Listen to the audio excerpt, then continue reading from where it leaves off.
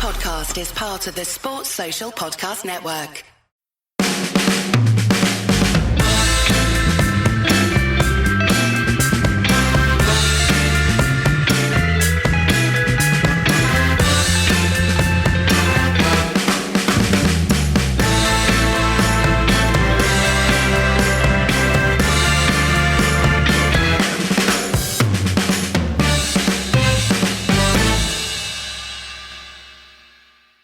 Louis van Gaal said after today's draw with West Ham that the fans would have enjoyed that game. Did you? No. I now basically just don't agree with anything Louis van Gaal says. It's like a Pavlovian response when he starts talking. You just start thinking, no, wrong, untrue, lies, you're lying. I thought it was brilliant. I thought plucky United grabbed a late equaliser. Yes. You asked in the intro, was the game at Liverpool the worst performance under Louis van Gaal? I'm pretty sure the answer to that is no, which is a staggering indictment on the Louis van Gaal era at Manchester United. It wasn't the worst performance. Actually, there have been worse ones this season. Norwich comes to mind. But was it the most embarrassing? Was it the game in which his players made the least effort? Was it the one in which the phrase they were beaten before they even got onto the pitch was most true? Yeah, I mean, Jurgen Klopp, in the build-up to the game, called it the mother of all games. And Louis van Gaal has been widely pointed out, basically just said, it's just another game, really. And that really did feel like the two teams' approach to that game. Yeah, that's right. We'd have done better with Mother Teresa in midfield than Marouane Fellaini, who was abysmal. I'm not quite sure if he was United's worst player or not, but he definitely wasn't the best player on the pitch, quote unquote, as Louis van Gaal laughably called him. There was just, I'm not sure if I've got a decent vocabulary, but I don't know if I have enough words to describe just how bad it was, how little effort the players made, how disorganised they appeared to be, how inevitable defeat appeared to be, just how demoralising that whole 90 minutes was. Yeah, it is one of those games where you look at the starting 11 and first of all, my inclination is always to pick positives out of the starting 11, and I thought the front four was quite bold, although maybe a little too bold. I'm never really going to argue against, chucking in a youngster at the deep end and hoping they can swim, but given the amount of defensive responsibility that would be assigned to the right-sided attacker in that 4-2-3-1, maybe Rashford was a bridge too far to expect him to do it on that stage, but that's a minor quibble. But as soon as you looked at that centre midfield, just absolutely depressing, because I think these are rough statistics, but I think it's pretty close to accurate. I reckon Marouane Fellaini's played in deep-lying midfield for United about 10 times this season, and I reckon United have been abject in 9 out of 10 of those games, and I don't think that's hyperbole. No, actually, if you look at the stats with him in and out of the side, United won something like 13 games out of 18 with him out of the side, and much fewer when he's in the side. So United are bad when he plays in midfield. Yeah, and this isn't even a dig at Fellaini, who I don't think, I think it's just ridiculous, given the options available to Van Gaal, that's the option he selects. I think he's looked and gone, Fellaini's been all right against Liverpool every time we've played them. I'd better stick him in here in case he's all right again. Which, to be fair to Van Gaal, is quite an Alex Ferguson approach to that sort of thing. Fergie was forever going, he's good on this ground, we'll play him, But yeah, just ridiculous. And the consequence of him playing in midfield was that the passing was remarkably disjointed, although he wasn't the only one at fault for that. He was the worst culprit. Yeah.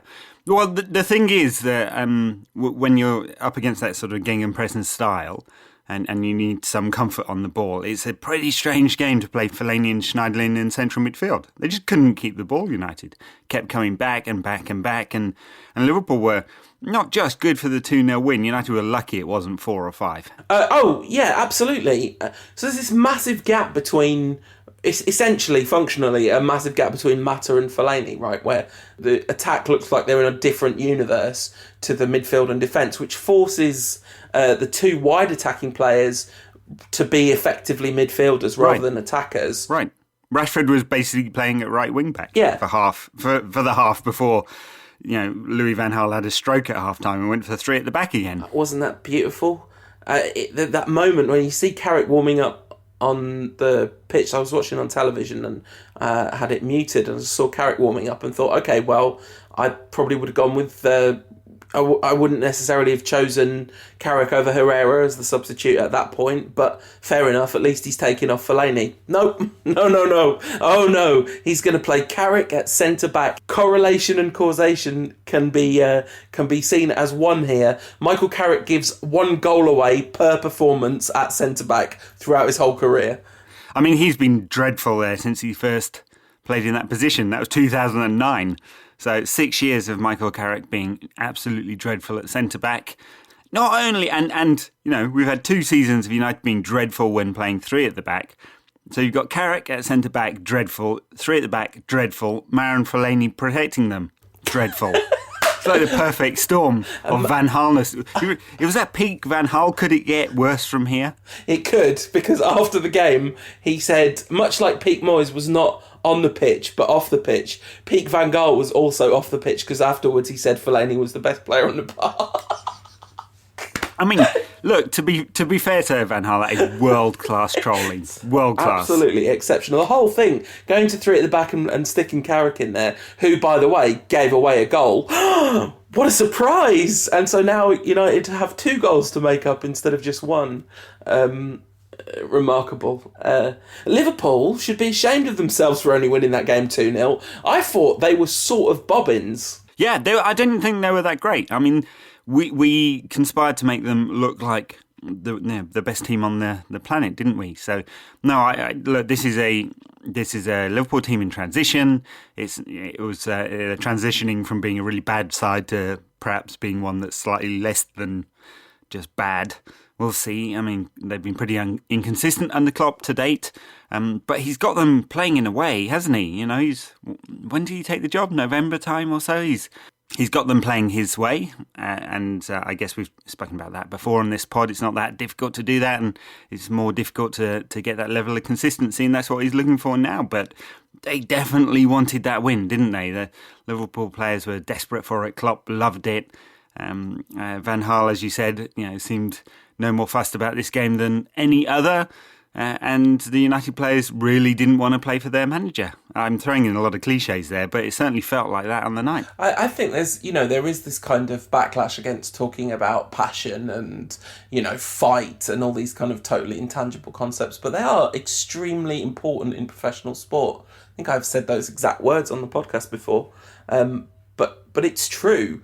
And when they're lacking, technique goes, and when you have less effort, you don't win those 50-50s. There are huge numbers of intangibles. You don't win the 60-40s, and ultimately it's not really that surprising that the team isn't playing for the manager, given what a chaotic mess he is. And it's not like I thought. It wasn't one of those performances where you think every player on that park should be ashamed of themselves for the effort they put in. I didn't think that anyway. It was just more that the whole thing felt totally flat from start to finish, and it was like the passion had been drained out of the side by the selection, by the changes at half time. Well, Paul Scholes said afterwards that there's no way his team would have been beaten in that manner. So I think United definitely lost heavily to Liverpool at times under Ferguson with Scholes in the side, but. Was he right to say that at least his side would have tackled? I mean, I can't imagine Roy Keane and Scholes would have accepted a performance like that. I mean, no, but as you say, United lost heavily to Liverpool plenty of times, and they did put in meek performances under Ferguson from time to time, but it was just the exception rather than the rule, and now the exception is good performances. That Arsenal game looks like an absolute blip, doesn't it? I suspect at the end of the season we'll be looking back on the 3 or 4 games United played well last season, the 3 or 4 games United played well this season as being the 6 to 8 games that United played well, sum total under Van Gaal. Yeah, absolutely. It's really damning. It's I think the stat was going around today that United have won something like 11 of the last 34 games. or something pathetic like that. I mean, it sounds about right, doesn't it? So this is a side going absolutely nowhere, and as many excuses as Van Gaal can find, none of them really resonate. And, unfortunately, it's he has not managed to turn this around. Doesn't really matter about injuries, I don't think. In fact, injuries or the recovery of players from injuries is making his side worse. Definitely. It was all, and this is why it's so infuriating, it was all too predictable that Fellaini would be straight back in the side. And I think I cannot square off against this. For someone who's so dogmatic about playing this kind of technical possession game, and Fellaini is the exact opposite of that. Yeah. And the other thing that he's dogmatic about is giving players match rhythm and bringing them back into the side slowly. But not if you're Marouane Fellaini. Straight back in there, son. I know you've been out for months and you were rubbish before you went out, but straight back in there. Yeah. So the other player who's back is Bastian Schweinsteiger, who didn't have a good few minutes against Liverpool, really. Much better against West Ham. We'll come to that. Really made a difference. Made a difference against the Hammers. Didn't have a good time against Liverpool. I think being thrown into that when he's not the fastest starter anyway was a bit difficult. But in the end, United lost that game just 2-0. And that means that in theory, at least, the team is still in the competition. Yeah, although I can't see them keeping a clean sheet against Liverpool at Old Trafford, really. That seems like a long shot to me, given how shambolic the defending's been in the last few weeks. We need to talk about Daley Blind, I guess. I'm very defensive about Blind a couple of weeks ago when I thought your attack on him was a little just a little strong, considering how his general performance level had been. But you've killed him, Ed. You've destroyed Daley Blind's confidence. He listened to the podcast and he was like, "Oh, even at my best, I can't impress Ed. What's the point of even trying anymore? I'm going to turn into a massive liability." Well, you talked about feeling a bit defensive. That's one thing that Daley Blind doesn't do. And strong, he's not that either. I mean, they're really. I know I'm yanking your chain a little bit, but his strength is with the ball at his feet and being able to pass it. That's about it. I mean, got himself horribly out of position against West Ham in the first half and was lucky United didn't concede. I think I tweeted something like he's not even at championship level, which drew some interesting responses, I'd say. He's probably at championship level. He might make it into the Derby County side or something like that. I mean, I think that Blind is tired, and I think it's really bad that Van Gaal hasn't given him a rest, because he's just played relentlessly, and he's just looked really tired in the last few games, and his passing's fallen off a cliff. And when that happens, you know that there's something not right. I think it's one of those things where you're going to find out in a couple of weeks that he's been carrying some sort of niggly injury throughout this period of games, because I know you don't rate him as a defender, but I think he's been way better as a central defender than he has been in the last few weeks over the course of the season. So yeah, I think there's probably something up with Blind. Yes, there is. He's not very good. That's not. It's just not true. Just simply not true. I mean, maybe he's not. I mean, definitely he's not elite level centre back, but he's not. He's nowhere near as bad as he's been for a run of, I think, 4 games, the last 4 games. All right, moving on to something more positive. Let's talk about someone who is good. Okay. And in fact, the only player who was good against Liverpool, David De Gea.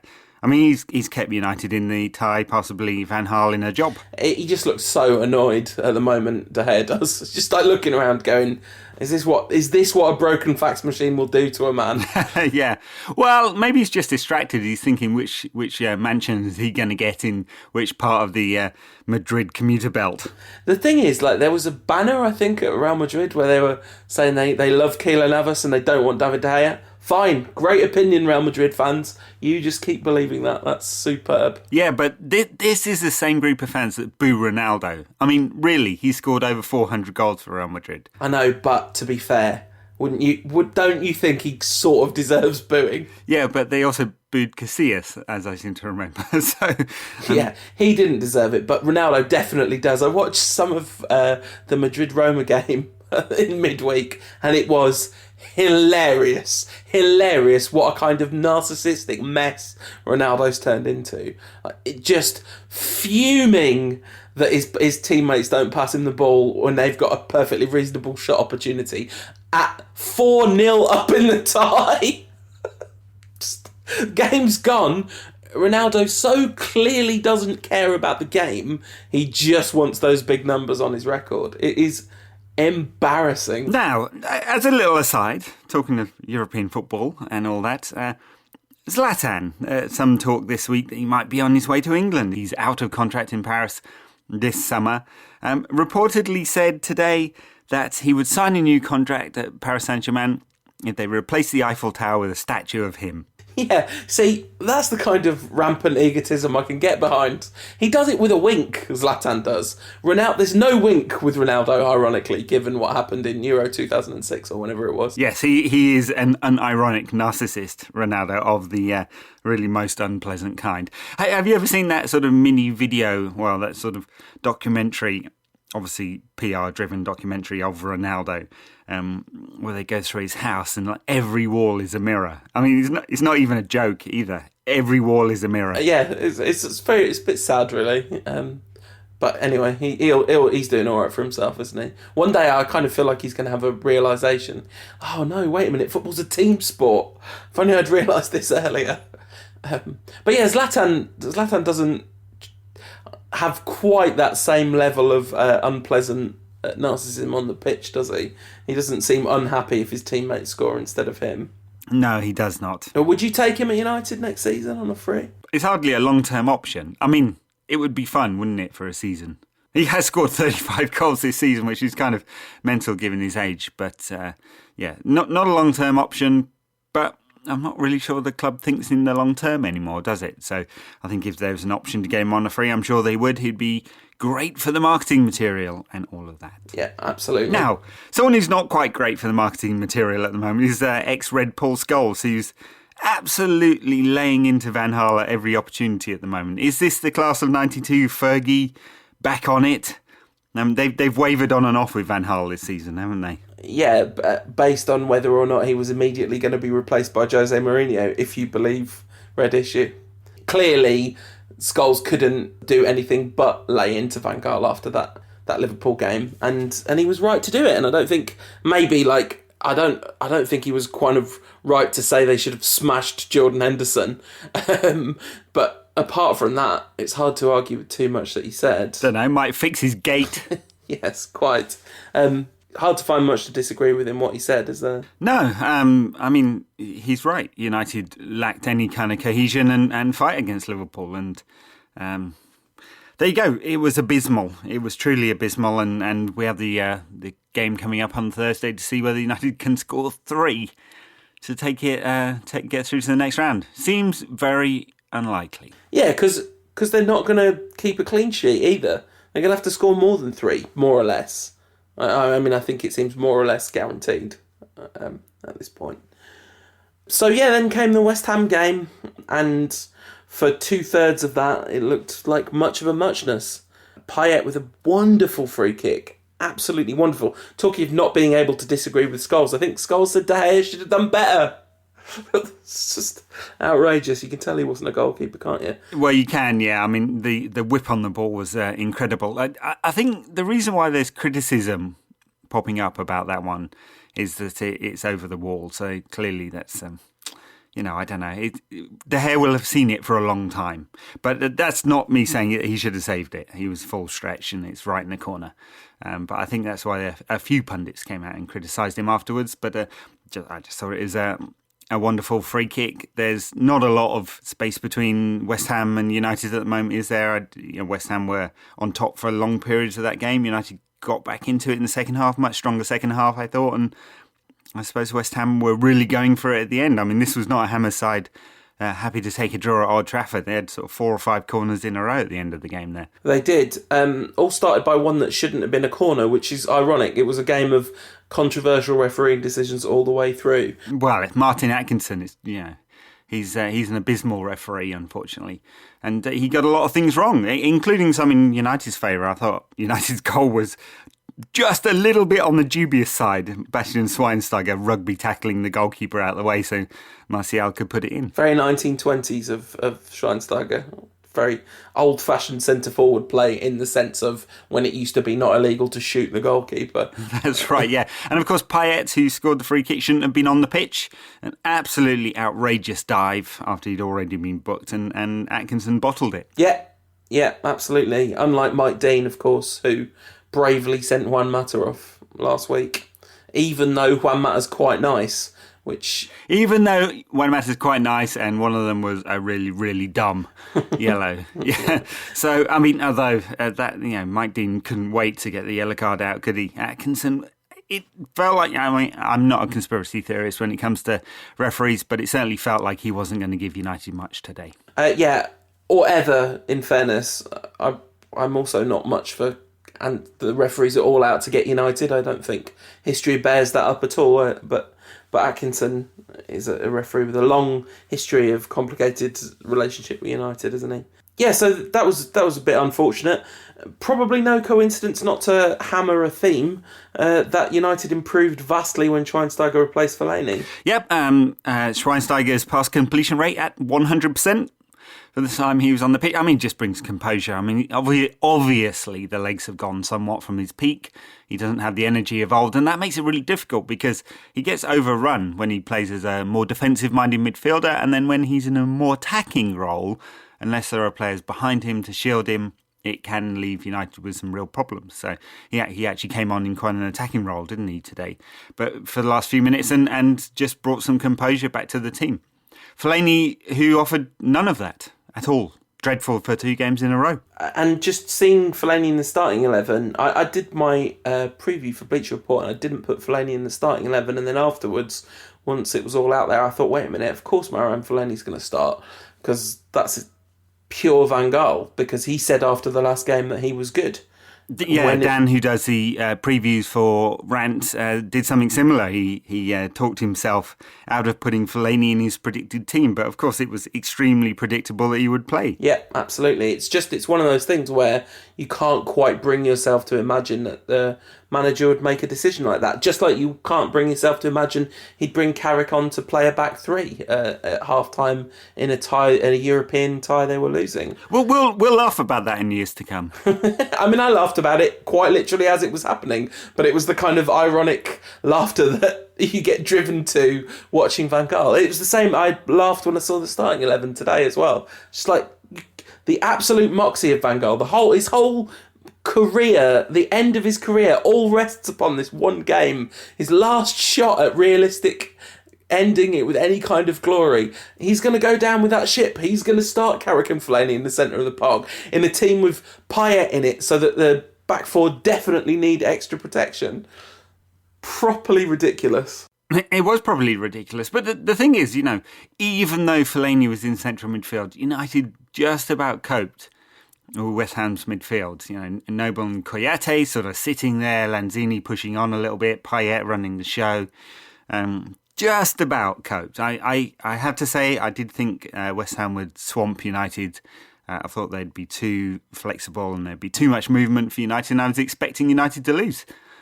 So in that sense, they did all right. I mean, it's pretty desperate, isn't it, when we are expecting United to get beaten by West Ham at Old Trafford, when we've beaten West Ham at Old Trafford like 99 times out of the last 100.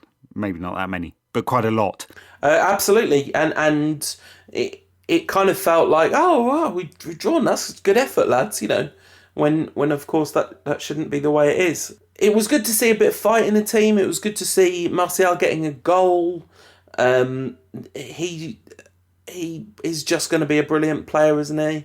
There was a moment when, after Memphis had come on, another kind of weird decision to leave Memphis out as well, but there was a moment after Memphis had come on when he dribbled and opened up a split-second shooting opportunity, and it really felt like this was it, but then in fact he just took another touch and ran himself into trouble because he's Memphis. But yeah, Varela was all right, wasn't he? Not bad. I kind of expected Darmian to start, really. I mean, he's been pretty bad this season, Darmian, save for a couple of months at the start of the campaign, and a little burst in sort of the the early spring or so, but Varela deserved his start. I mean, he's actually been one of the bright sparks in a otherwise disappointing few months. Yeah, absolutely. All the bright sparks, kids really. There's none of the senior players really count as a bright spark. I guess Schweinsteiger's 20 minutes today or whatever it was counts. I thought Herrera did okay today. Oh, yeah. Got the assist, I suppose. Lovely assist. Yeah, I mean, kind of counted as an assist. I think Schweinsteiger should get half an assist. Absolutely, yeah, for the American football style defensive block that he ran. Yeah, so all in all, 1-1 is a all right result, but I am not particularly optimistic about the return leg of this fixture. I mean, how can you possibly, given United's abysmal record away from home, how could you be optimistic? Well, quite. It would be perhaps a little misguided to be. We don't know yet when that game is going to be played, but we were having a little look at the calendar earlier, and it seems like it's going to be like a long time away. Yeah, it could be. I mean, obviously City next weekend, and then the UEFA Cup game coming up, and the police normally demand 10 days anyway. Then it's the international break, and would they play it just before the international break? Seems unlikely. Very, yeah. I would assume that most teams will take the players away, so we're looking after the international break. If by some miracle United got through in the Europa League, that would kill another couple of midweeks, so it could be quite a while. We'll see. The semi-finals aren't played until mid-April, so sort of around the 14th, 15th April, something like that. So they have some space-ish, sort of, just about. Just about. So we've got some space in the show now before we have a look forward. That's not the right word. Before we do some previews of the games to come, should we take some listener questions in that bit of space? I bet they're all really cheery and positive. At Exiled in Texas says, Ray Wilkins brought back to add pace to LVG's midfield and more sideways passing? ? Would he be worse than Fellaini? He would be worse than Fellaini because he's a very old man now. But Ray Wilkins would have loved playing for Van Gaal, wouldn't he? The Crab. Yeah, he would have been a very Van Gaal player. Although, I wonder if Van Gaal might have seen him as a little flaky. Or maybe a little too exciting with his passing. At Craig Nate 2 says, maybe LVG is right and everyone else is wrong, and he's going to finish the season with a trophy in the top 4, just in the worst possible way. I can't see it. I cannot see United getting it together long enough to win a trophy. Hey, as LVG says, we're still in 3 trophies. Absolutely. I mean, the thing about the FA Cup is Arsenal have gone out, Chelsea have gone out. It is definitely winnable from here if only United were any good ever. Yeah, does semi-final at Wembley count as an away game? I mean, maybe we luck our way into a victory at Upton Park, or the bowling ground, as they like to call it these days, and we make our way into the semi-final and get... who would you want? I mean, Watford gave us a real game. Everton have come back into some form. Well, they've won one game after chucking a game they should definitely have won. That's better form than we've got. Yeah, that's true. Yeah, I mean, it's definitely it's winnable, this one. Who else is through? Oh no, is Palace. Palace, right. So Palace, Everton, Watford and us or West Ham. That's right. It's pretty. There's definitely a route through, isn't there? But it's so difficult to back us. In so many ways. At Dero_69 says, a train travels to London from Glasgow at a speed of 90 miles per hour. How long before Van Gaal realises he's lost the plot? He would definitely be having dinner in Glasgow that night if you were relying on him to work it out. He'll ride that train all the way to the end. Yeah, no, Van Gaal does not think he's lost the plot. He does not think United playing badly. He thinks there has been progress. He talked after the Liverpool game about how the philosophy is working. He said the style is working. The style is working, Paul. I mean, he kind of said the results are not good, but the style is working. And I think I know what he means by that. Thanks to Mark, who runs the website Every Team Needs a Run,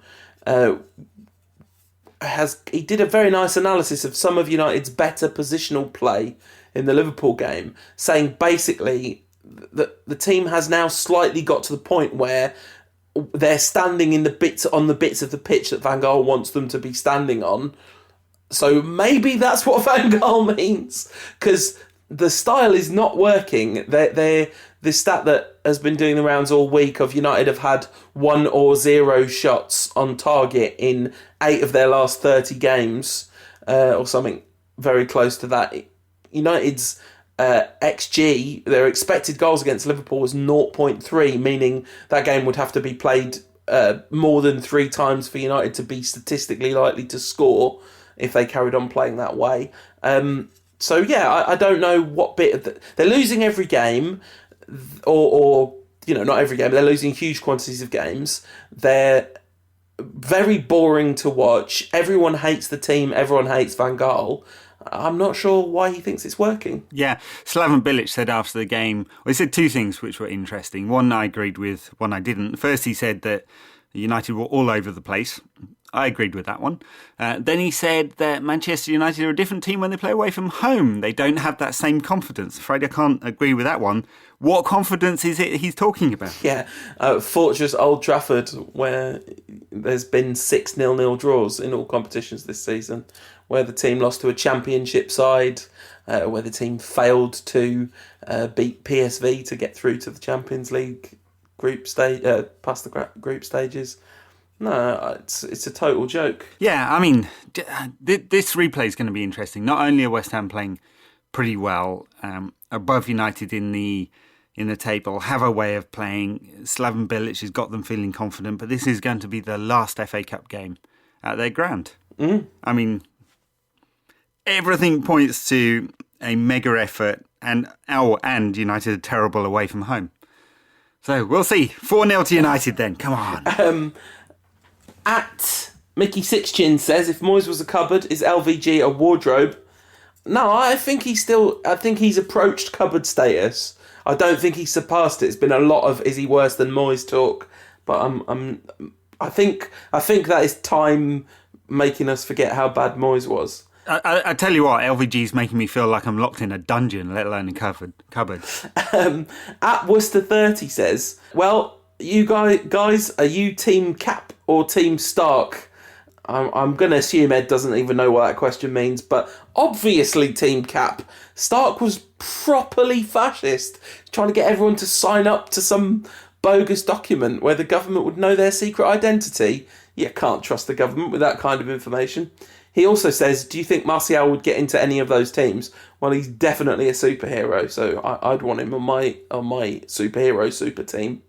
Oh, is that right, Ed? Is that all just completely gone over your head? I totally agree. Nice. All right, here's a good Moyes versus Van Gaal question. I really like this one. Alan Ramage03 says, who would you rather if they had to manage the team for 5 years, Van Gaal or Moyes? Oh, God. I mean, just don't. Please. I would definitely still go with Van Gaal.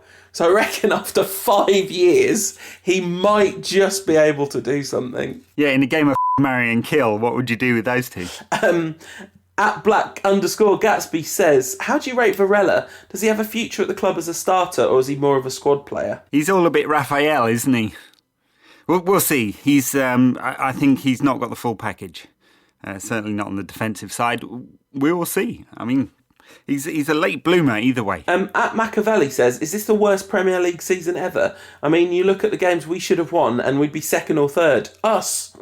Yeah, it's kind of true. Even how terrible we are, we're not totally out of contention from the top 4. And the quality level, I mean, Spurs and Leicester have both been excellent for large parts of the season.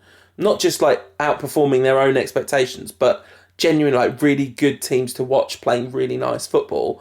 But everyone else has got a massive question mark against them, except maybe West Ham. I guess you could say West Ham have really overperformed. Yeah, look, I think the gap between a number of teams isn't very large at the moment. And that's and we're probably going to get a winner with a lower points total than normal, it would seem. Anyway, so, and that might just tell you something about how close it is. In terms of the quality of the league, I mean, a little hard to say, isn't it? Other than English teams in European football are not doing very well. No, but there's going to be, I mean, I guess Spurs are going to go out of the Europa League and we're going to go out of the Europa League, but they drew two English teams against each other, so at least one of them are going to be in the quarterfinals of the Europa League. Right, and Arsenal are as good as out, and Chelsea are already out, and City are out. So,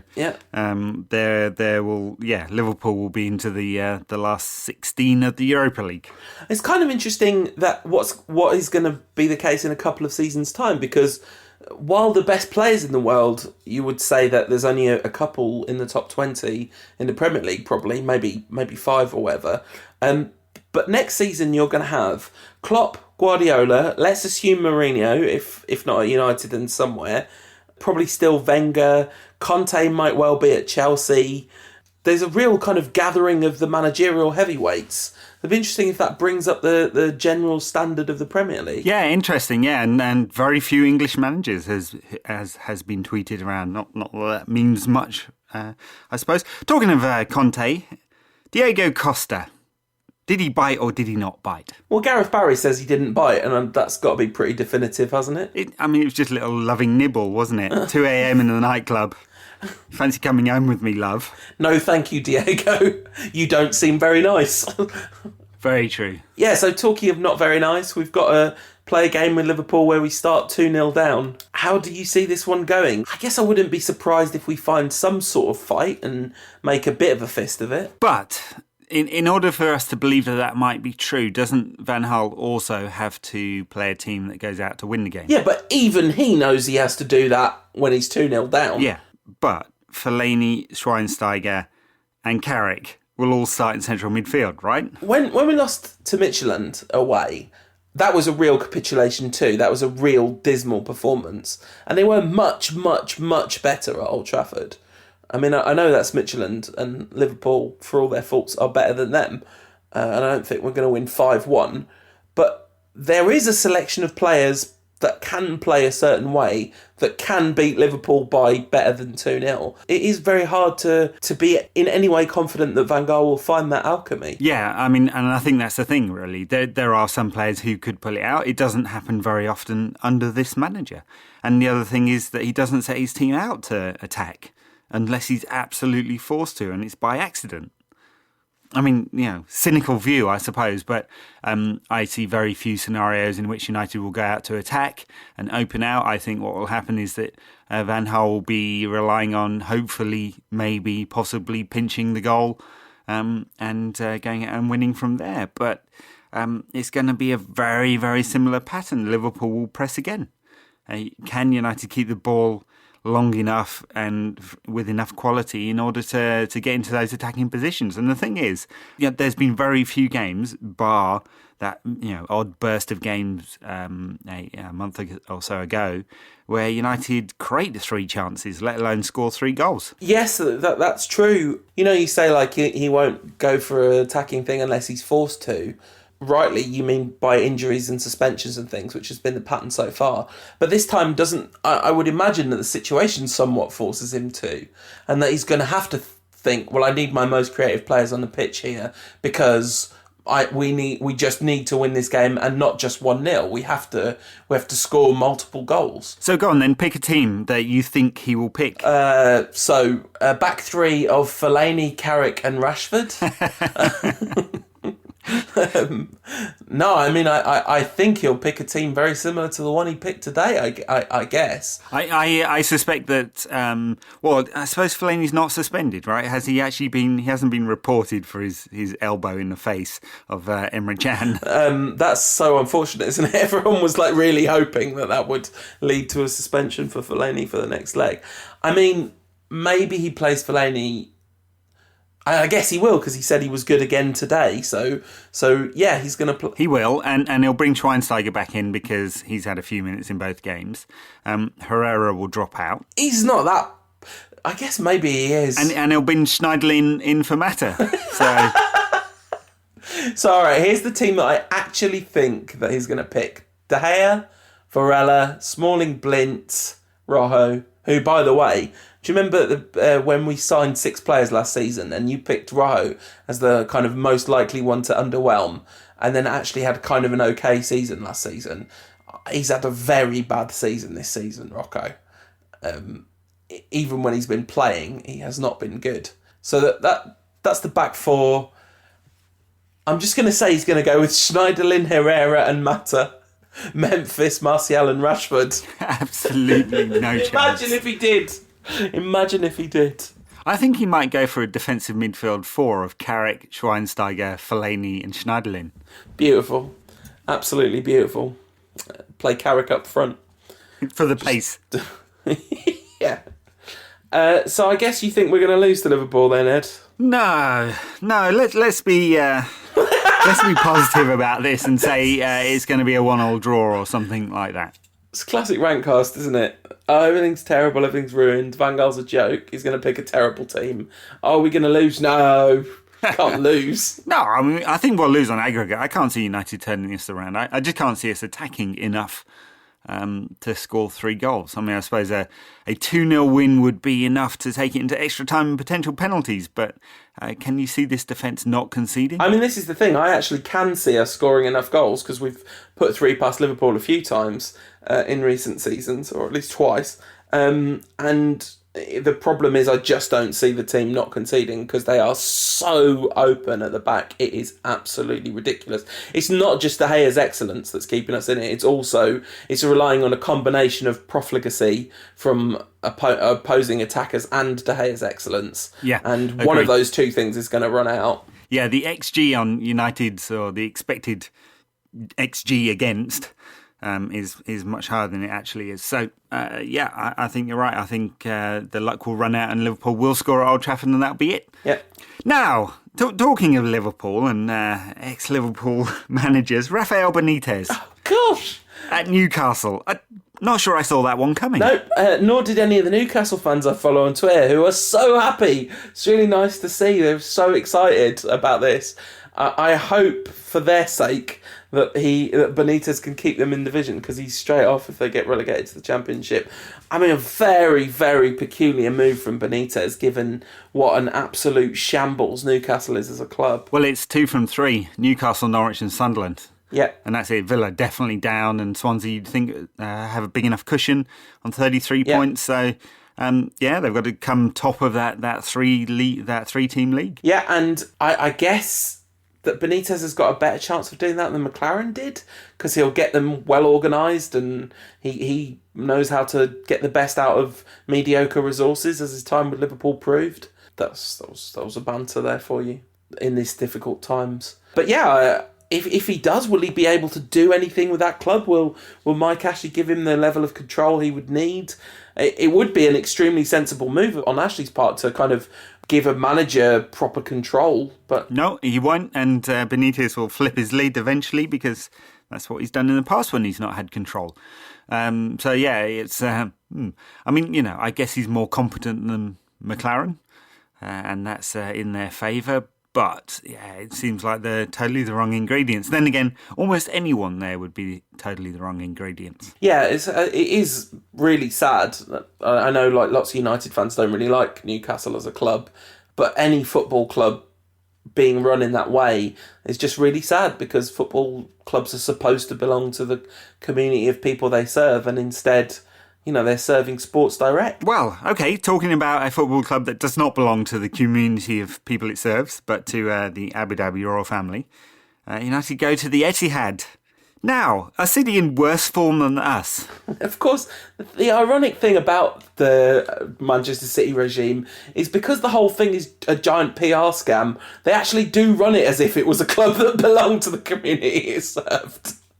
That's the great irony of our times. But anyway, yeah, they're really, really bad. It's an absolute joke that City aren't winning the league this season. We're bad, but they're bad in a completely different way to us. Like, their players are better than our players. Their manager might even be better than our manager.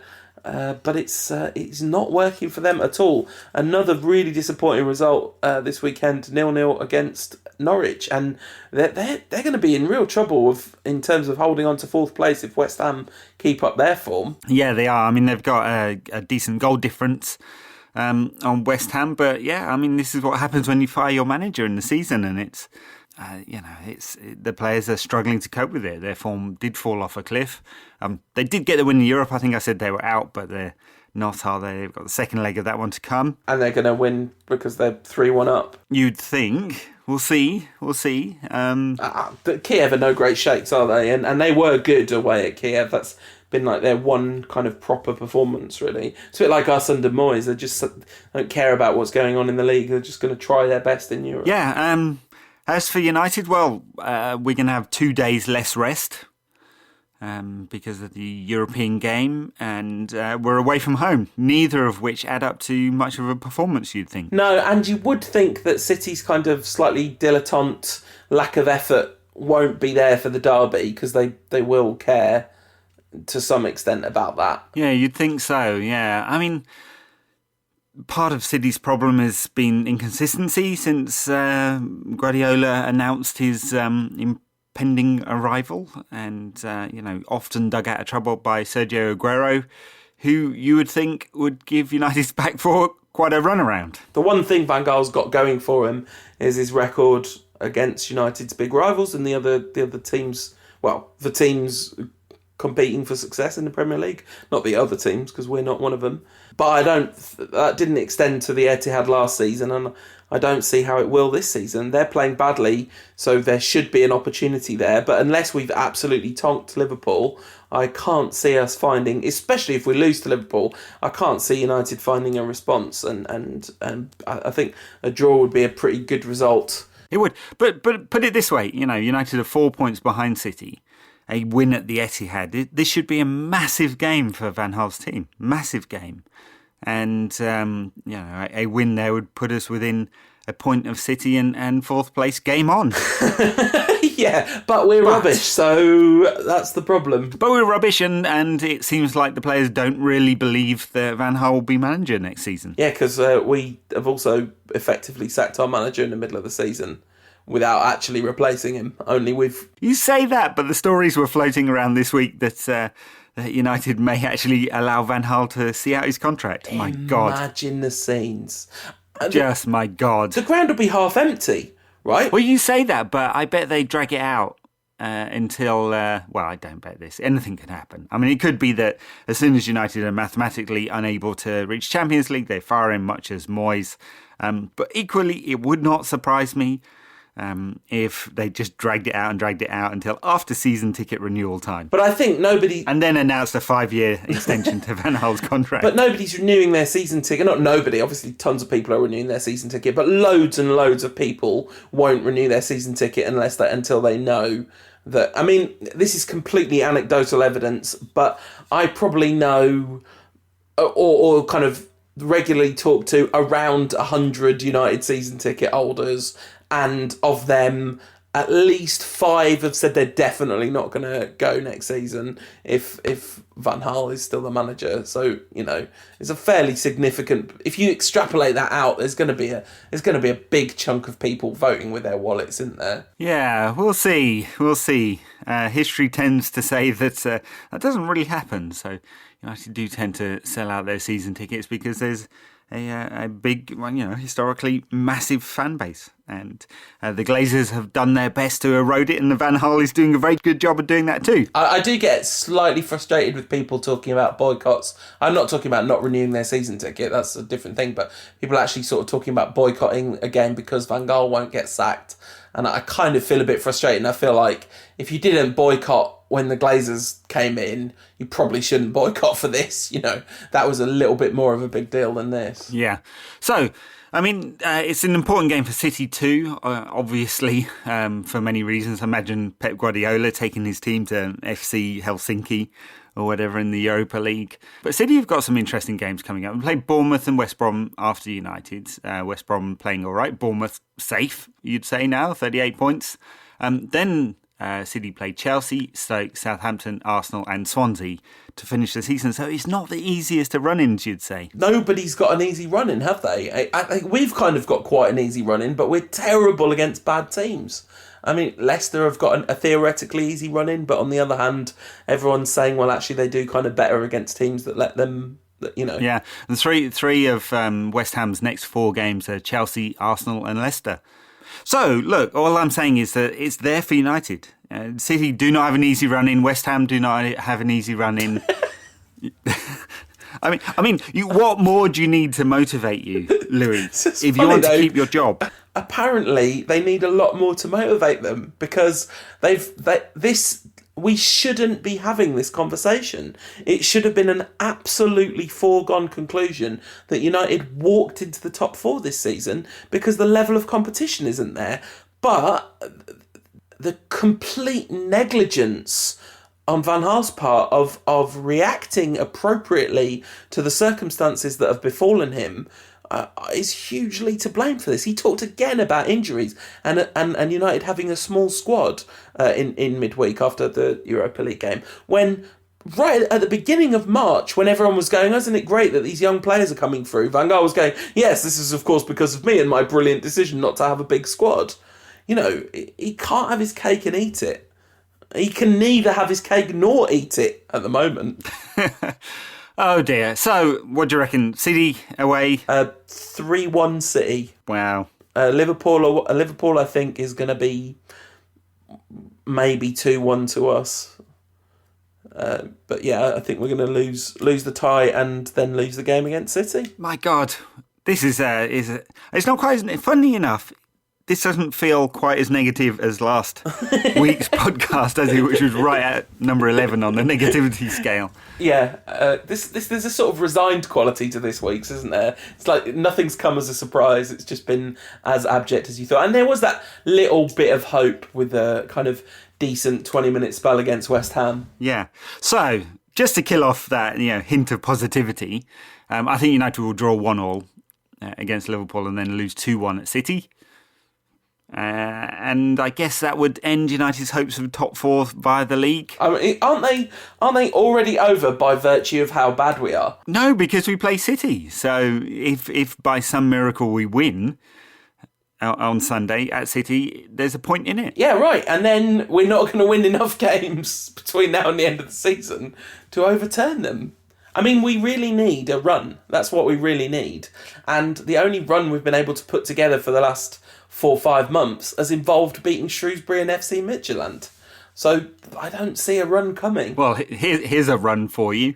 We play Liverpool, City, Everton, Spurs in the next 4 games. Think Van Gaal will still be the manager after those 4 games? I do. I think Van Gaal will be the manager until we all die now. This is it. We've had it too good for too long. This is fate dealing us what we all deserve for not having appreciated Ferguson enough. And once upon a time, United's run-in of Villa, Leicester, Norwich and Bournemouth would have been quite tasty, but I'm not sure I rank us against any of those teams. Well, maybe we can do Villa. Everyone does Villa. I think we'll get... I would feel more confident about us getting points against City, Spurs, Everton. The kind of decent teams are the teams that we have done much better against. I mean, the real disgrace of this season is the results against the teams in the bottom half of the table. Yeah, very true. Well, I guess that's it. How do you sum up this week? I mean, I thought not the worst performance under Van Gaal, but perhaps the most disgraceful performance under Van Gaal at Liverpool. Very much like the Olympiacos game, wasn't it? Very similar feel to it. Yeah, it was a little bit better against West Ham, but I think a lot of that is the context and the sense that I thought West Ham would actually win at Old Trafford. That's making me feel more positive. Yeah. And not for that, United have actually just drawn against West Ham at home. A team we beat quite often at home. So, although they are above us in the league, so, it's a plucky underdog story. It's all part of the process. I remember when I really believed him when he said that. I really, really believed him. I think you cracked before I did. You spotted it before I did. That actually, no, that's not what was happening. But I remember him saying earlier this season, we've solved the defensive part of the game, and now the attacking part of the game is going to be the next thing we solve. We're just it is a moment in the process, he said. I'm not buying it, Louis. I don't think the style is working, and I think not quite every, but it's got to be 90% of United fans hoping that next season starts with a different manager in the dugout. You'd think so, yeah. Let's hope so. Anyway, so I don't expect after the next couple of games that Van Gaal will be sacked. I mean, it would really take something special, like getting hammered by Liverpool and City. I don't even think he's sacked then.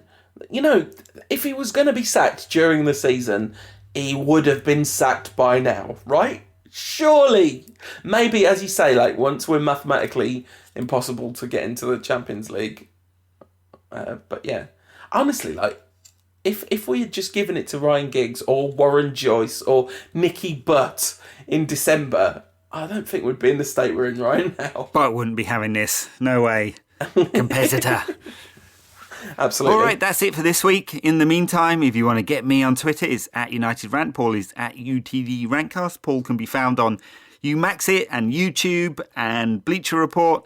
I can be found occasionally on United Rant when I can find the time. You can like us on Facebook and leave us a review on iTunes. Thank you very much. We'll see you next week. This podcast is part of the Sports Social Podcast Network.